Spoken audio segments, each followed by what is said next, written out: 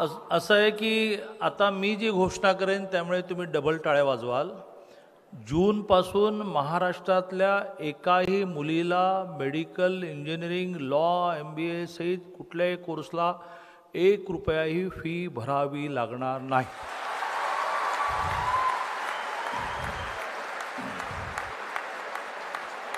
महाराष्ट्राचे मुख्यमंत्री एकनाथजी शिंदे यांचा आज वाढदिवस आहे। एकनाथजी शिंदेंना सुरुवातीला वाढदिवसाच्या निमित्ताने मी खूप शुभेच्छा देतो आणि एकनाथजी हे अतिशय संवेदनशील नेता कसे आहेत त्याचं उदाहरण देतो।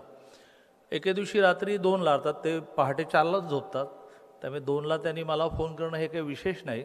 4ला ते रिसेप्शनला वगैरे जातात आणि ते बिचारं नवरा बायको पेंगा काढत एकनाथजी येणार म्हणून वाट बघत असतात। तर हा त्यांच्या गुरुपासूनचा तो दिनक्रम आहे। तुम्ही त्यांचा गुरूंवरचा सिनेमा पाहिला असेल आनंद दिघेंवरचा, तर आनंद दिघे असेच होते, ते पहाटे 4ला जायचे, 5ला जायचे।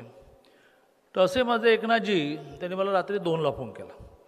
तर मी मुळात घाबरलो की रात्री 2ला CM फोन करतात म्हणजे काहीतरी महत्त्वाचं असेल। फोन वाजत होता CM, म्हटलं हां सर।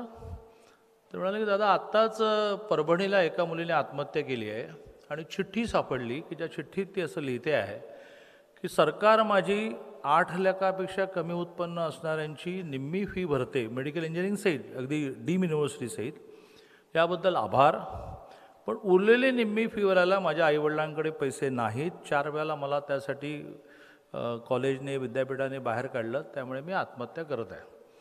ते रात्री 2 वाजता मला हे सांगतात।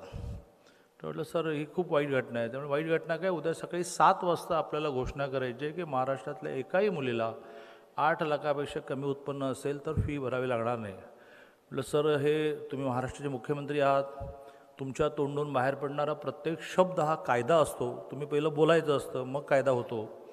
तरी माझं असं मत आहे की थोडं मला वेळ द्या कॅल्क्युलेशन करायला की आपण निम्मी फी भरतो तर किती भरतो, पूर्ण फी भरली तर किती लागतील। तुम्ही यू बिलीव्ह दिवसभरात 4 वेळा फोन आला, कॅल्क्युलेशन झालं की नाही, कॅल्क्युलेशन झालं की नाही, कॅल्क्युलेशन झालं की नाही। आणि मग मी त्यांना कॅल्क्युलेशन सांगितलं आणि त्यांनी ऑन स्पॉट निर्णय दिला की दादा, मी त्यांना 2 भाग सांगितले। मराठा आंदोलन खूप जोरात चालले, म्हटलं मराठा समाजातल्या मुलींची निम्मी फी भरतो ती पूर्ण भरली तर 300 कोटी लागतील आणि सगळ्या मुलींची भरली, जात धर्म पंथ भाषा काही नाही, सगळ्यांची भरायची तर अजून 700 कोटी लागतील। आता 1000 कोटी ही तशी छोटी अमाऊंट नाही, पण ते म्हणले डन, फाईल मूव्ह करा। आणि निर्णय झाला की ह्या जूनपासून या महाराष्ट्रातल्या कुठल्याही माझ्या बहिणीला मेडिकल, इंजिनिअरिंग, पॉलिटेक्निक जेवढे 642 कोर्सेस येतात, नव्याने 200 कोर्सेस आपण वाढवतो आहोत की ज्याला निम्मी फी पण नव्हती, म्हणजे त्यात BCS वगैरे ते पण आपण वाढवतो आता। अशा 800 कोर्समध्ये मुलींना 1 रुपयाही फी भरावी लागणार नाही।